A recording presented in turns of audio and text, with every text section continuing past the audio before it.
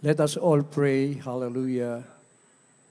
Dearest Heavenly Father, our great God and Savior, dearest Jesus Christ, we come unto thy throne of grace, beseeching you, O Lord, to please forgive us from all of our sins and unrighteousness. Through the first prayer of our dearly beloved pastor, Evangelist Wildy Estrada Almeda, anoint your message of salvation. Bless us all in the name of our dearest Jesus.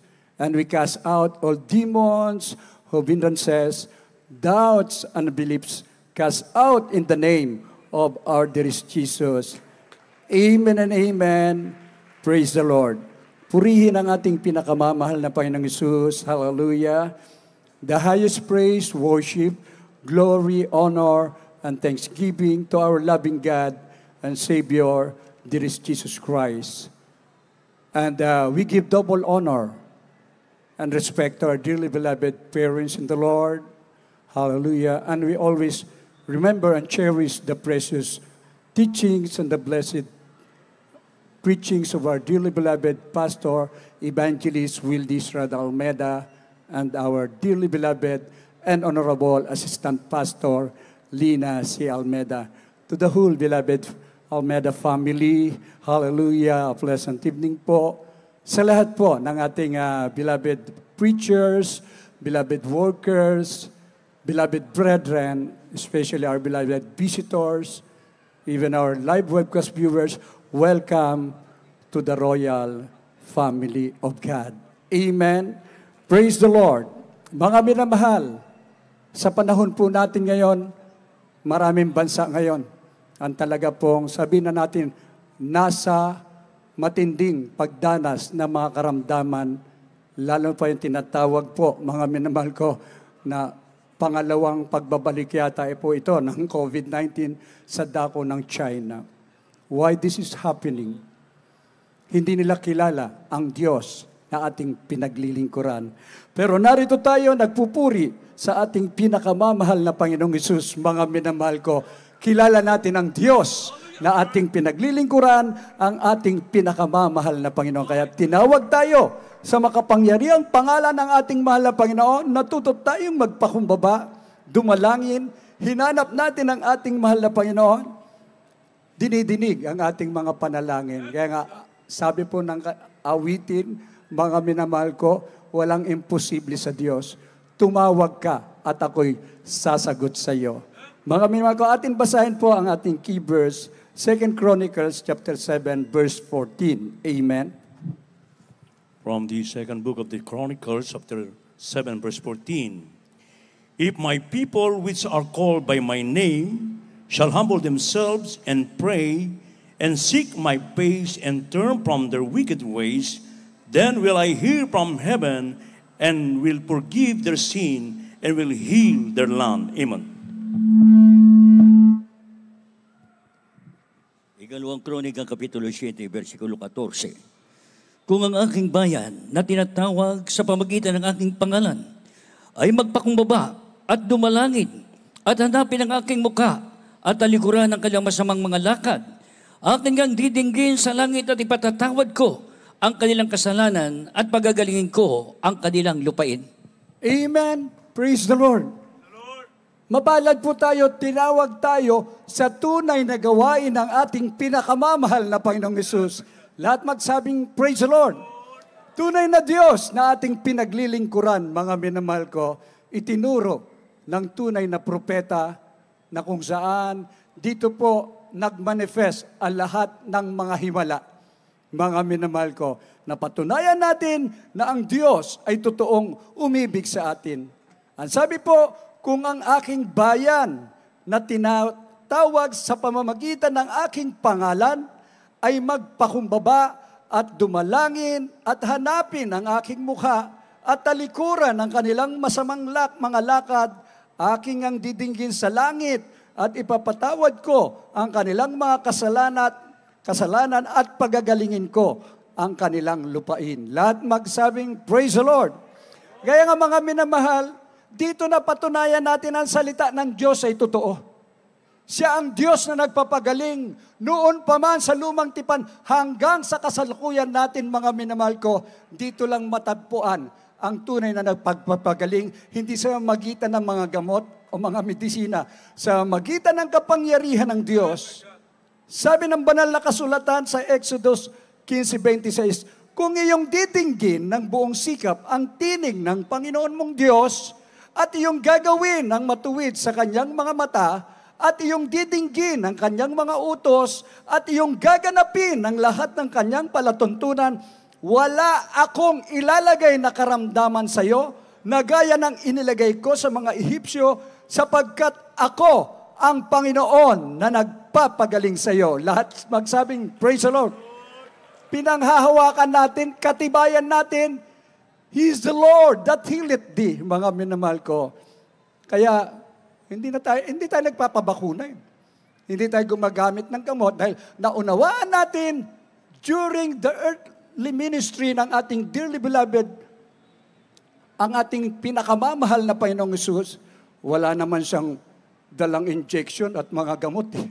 Wala naman siyang nire-refer na ospital. Pero ngayon, unawain niyo po, ang mga relihiyon ay may kanya-kanyang ospital. O di magbabayad ka. Hindi nila maihayag na ang Diyos ay nagpapagaling, bagkos inihahayag nila, magbayad ka dahil ito'y negosyo. Lahat magsabing, praise the Lord. Masakit sabihin, pero it's really money po ang pinag-uusapan. Sinasabi ng banal na kasulatan, mga minamahal ko, kailangan kung ikaw ay lubos na naghahanap ng katotohanan, ito na po yung oras. Sa lahat ating minamahal mga kababayan, nasa paligid, mga nasa ospital na nakakarinig, mga minamahal ko, sasambahin natin ang tunay na Diyos. Tayo'y magiging tunay na mananamba. Ang mga tunay na mananamba ay totoong pinagpapala ng Diyos dahil anak ng Diyos dito pa lang sa mundo. Wala na. Hindi magtatagumpay ang lahat ng kasamaan, bagkos lahat ng pagpapala darating sa iyo, pangako ng Diyos Thy will be done on earth as it is in heaven. Atin pong basahin, mga minamahal ko, dito po sa John chapter 4, verse 23 at 24. Amen. From the Gospel of St. John, chapter 4, verses 23 and 24. But the hour cometh, and now is, when the true worshippers shall worship the Father in the Spirit and in truth, for the Father seeketh such to worship Him. God is a Spirit, and they that worship Him must worship Him in spirit and in truth. Amen.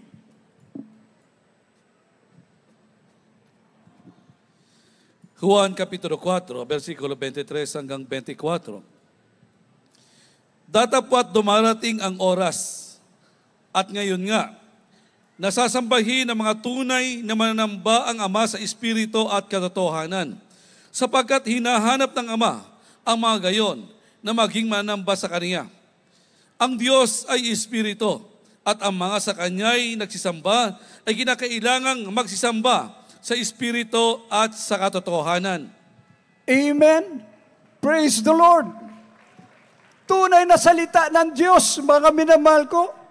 Kaya nga, pwede kang tumayo at magpatotoo. Ako'y tunay na mananamba ng ating dakilang Diyos. Sinasamba namin sa Ama, ang Ama sa Espiritu at katotohanan. Ito pala ang hinahanap ng Diyos. Ito ang nais niya upang malugod siya, mga minamahal ko. Dahil sinasabi, it is mandatory. Kinakailangan sambahin mo ang Diyos sa Espiritu at katotohanan. Salamat, natagpuan natin ang buong katotohanan. Lahat magsabing, praise the Lord. Kaya nga tingnan niyo po, mga minamahal, dito sa awit 115 talatang 1, 2, 3. Basahin ko po. Pag sumamba ka sa Espiritu at katotohanan, huwag sa amin, O Panginoon, huwag sa amin, kundi sa iyong pangalan, magbigay kang karangalan, dahil sa iyong kagandahang loob, at dahil sa iyong katotohanan. Bakit sasabihin ng mga bansa, nasaan nandoon ngayon ang kanilang Diyos? Ngunit ang aming Diyos ay nasa langit, Kanyang ginagawa ang Kanyang ibigin. Nais ng Diyos, iniibig niya tayo dahil nais niya tayo maligtas sa mga kapahamakan, lalo na sa panahon ngayon. Kaya mapalad po tayo, mga minamahal ko, higit sa lahat na pinanghahawakan natin yung kaligtasan patungo sa buhay na wala hanggan. Kaya dito, walang problema ang bawat mananampalataya. Ang sabi, ipapatong mo ang kamay mo sa may sakit, gagaling. Ikaw ay sumampalataya at nabautismuhan, panghawakan mo yan, mga minamahal ko. Ibig sabihin, higit mo pa yung mga espesyalistang doktor kung ano nung ipinapatong sa katawan ng tao, kung ano nung ginagawa pagkatapos nun, hindi na kaya ipasa Diyos. Ngunit ikaw, pag tumulo na ang luha mo, nagsisi ka, nagpuri ka sa ating mahal na Panginoon, pagpatong ng kamay sa pangalan ni Jesus, gagaling. Ay talagang gagaling, mga minamahal ko. Palakpakan natin ang ating pinakamamahal na Panginoong Jesus. Lahat magsabing, praise the Lord. Ngunit ano po ang nagaganap ngayon? Translasyon yan. Kita namin sa kalye, may mga naglalakad. Walang mga tsinelas. Mga minamahal ko, nagsasakripisyo sila. Galing tayo dyan. Walang kabuluhang paglilingkod sa Diyos. At nagbibigay warning ang ating mahal na Panginoon. Sa panahon po natin, may mga tayo po ay nabubuhay pa.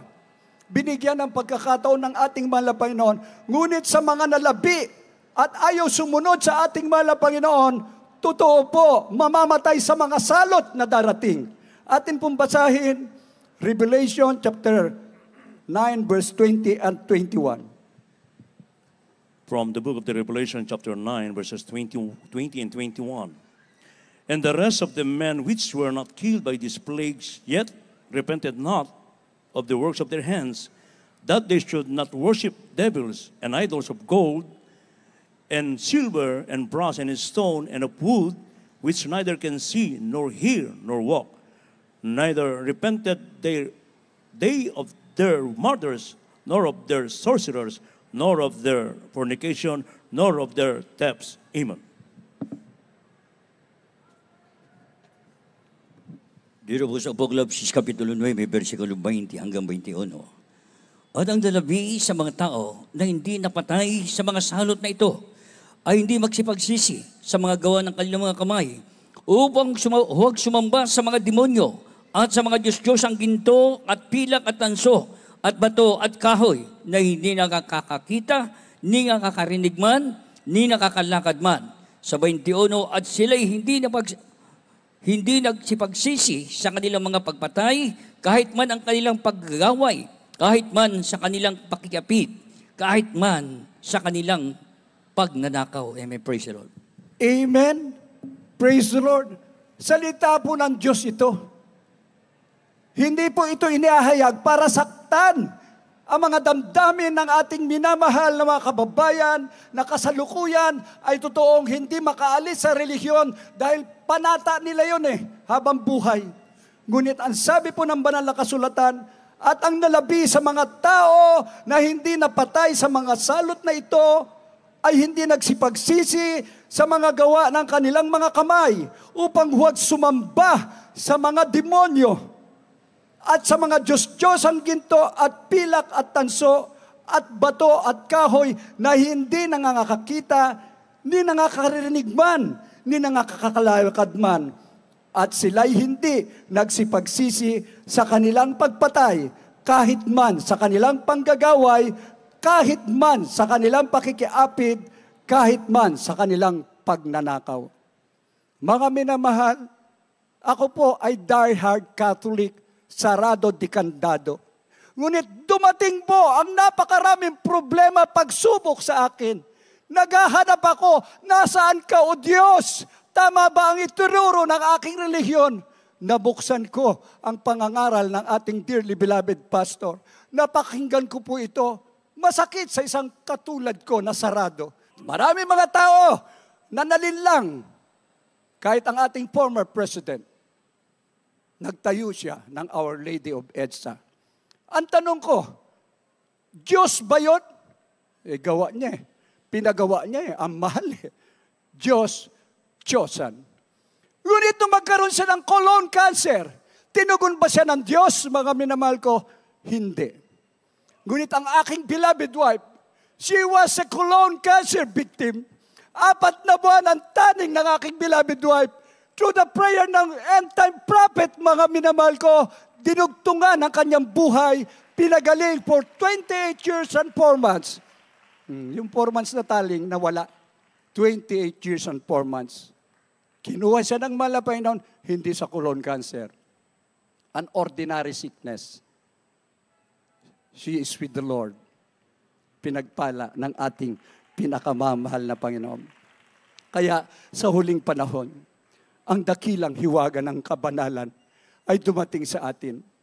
Huwag na tayong makipagtalo, mga minamahal ko. Huwag tayong makipagdebate. Atin lang ipaliwanag na ang Diyos na nagkatawang tao, mga minamahal ko, namatay sa krus ng Kalbaryo, na buhay na maguli, ay sumasa atin ang kanyang banal na Espiritu. Ipatotoo natin na tayo'y pinagpala sa lahat ng pagpapalang pisikal, material, higit sa lahat sa espiritual. From the book of 1 Timothy chapter 3 verse 16. Amen. 1 Timothy chapter 3, verse 16. And without controversy, great is the mystery of godliness. God was manifest in the flesh, justified in the spirit, seen of angels, preached unto the Gentiles, believed on in the world, received up into glory. Amen.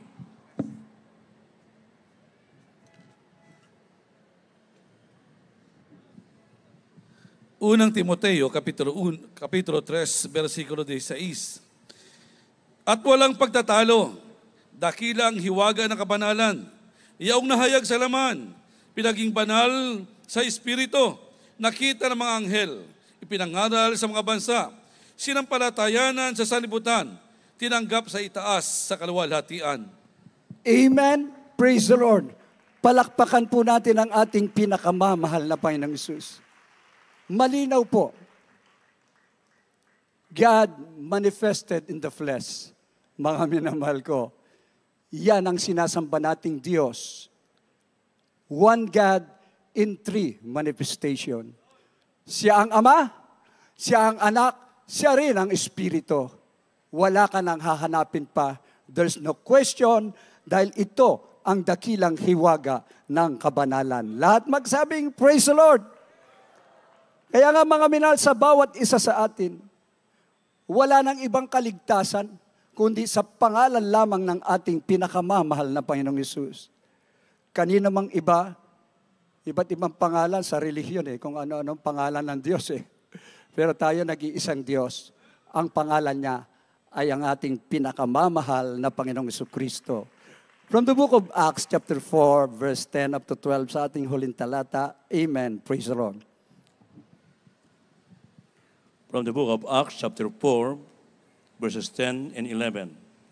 Be it known unto you all, and to all the people of Israel, that by the name of Jesus Christ of Nazareth, whom ye crucified, whom God raised from the dead, even by him that this man stand here before you whole. This is the stone which was set at naught of you builders, which is become the head of the corner. Amen. Ang mga Gawa, Kapitulo 4, versikulo 10 hanggang 12. Talas na siya yung lahat ng buong bayan ng Israel, ang sa pangalan ni Jesucristo taga Nazaret, na inyong ipinako sa cross, na binuhay ng Diyos na maguli sa mga mapatay dahil sa Kanya, ay nagtindig ang taong ito sa inyong harap na walang sakit. Siya ang bato na itinakwil ninyong mga nagtayo ng bahay na naging pangulo ng panulok. Dito po sa 12.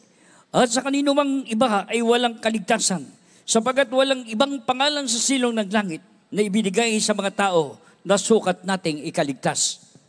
Amen. Praise the Lord. Walang ibang kaligtasan kundi sa pangalan ng ating pinakamamahal na Panginoong Hesus. Kaya sa talatang ito, ipinaliliwanag yung taong may sakit na mamamatay na, nakatayo Hindi nila alam ang himala Hinala, yan ang relihiyon. Pero dito, dakilang himala ang pinapakita maging sa mga baguhan, mga bisita narito. Totoong-totoo, wala ka nang hahanapin pa. Hindi ka maghihinala. Totoong ikaw ay sasampalataya, mga minamahal ko, magaganap sa iyo may karamdaman kayon, may problema ka ngayon, nais mo ng kapayapaan, pagbabago ng buhay, lahat yan, ang Diyos ay kumpleto na magbigay lahat ng pagpapala, mga minamahal ko, dahil ang Diyos ay tapat sa bawat sumasampalataya sa Kanya. Kaya nga sa gabing ito, sa lahat ng ating mga kababayan, naway mabuksan ang iyong mga pangunawa sa lahat ng mga baguhang kapatiran. Huwag kayong mag-alinlangan. Dito, itinuturo ang buong katotohanan. Hindi tayo matatakot na dumating ang pangalawang pandemic. Nagkakagulo na ngayon eh. May bakuna na naman daw. May face mask na naman kung anong ginagawa nila. Pero tayo kakaiba. Wala makapigil sa atin sa pagpupuri sa Diyos. Maramdaman natin ang Kanyang presensya. Pag ikaw may karamdaman, uuwi kang may kagalingan. May problema ka, nandyan ang kalutasan, mga minamahal ko. At payapang-payapa ka. You could sleep like a baby. Kaya sinabi ng maunang talata, kung ang aking bayan, na tinatawag sa pamamagitan ng aking pangalan, ay magpakumbaba at dumalangin at aking hanapin at kanilang hanapin ang aking mukha. Talikuran ang kanilang masamang mga lakad. Aking ang didinggin sa langit. Ipapatawad ko ang kanilang mga kasalanan at pagagalingin ko ang kanilang lupain. Amen. Ito ang nais at kinakailangang maganap sa tao upang sila'y totoong matutugunan. Dear Jesus, heal our land. May pagkakataon pa po. Kailangang bumalik tayo. Sa pagbabalik natin sa ating mahal na Panginoon, iwanan natin ang relihiyon. Dito tayo sa tunay na relasyon sa ating pinakamamahal na Panginoong Jesus. Tayo pong lahat ay umawit, mga minamahal ko, awitin natin ang awiting pagbabalik. Habang inaanyahan po natin ang mga bisita, mga baguhan, maging ating live webcast viewers, amen, upang sila'y tumanggap sa ating pinakamamahal na Panginoong Jesus, habang ibinibigay ko po ang buong pagkakataon sa ating beloved co-preacher, beloved Brother Hill Cruz. Amen.